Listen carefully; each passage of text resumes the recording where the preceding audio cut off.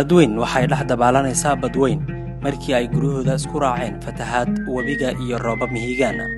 Boqolaal kun oo walaalaheena ayaa bannaanka toban markii ay guriyahooda iyo hantidooda daadad ku qaadeen. Waxaa jira dad ku dhintay iyo kuwii weli la laayahay markii ay daadadku ku hafteen.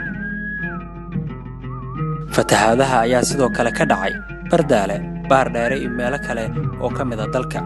Waxaa cabsida fatahaadda laga qabaa in sidoo kale ay horseedi karto xaalado adag oo bini'aadanimo. Walaalaheena tabaalaysan waxay nooga baahan yihiin gurmad iyo garab istaag degdeg ah. Aan ka qayb qaadano gargaaridda walaalaheena fatahaaduhu ay saameeyeen, annagoo taageerayna hagaajinaynana guddiga qaran ee gurmadka loo xilsaaray.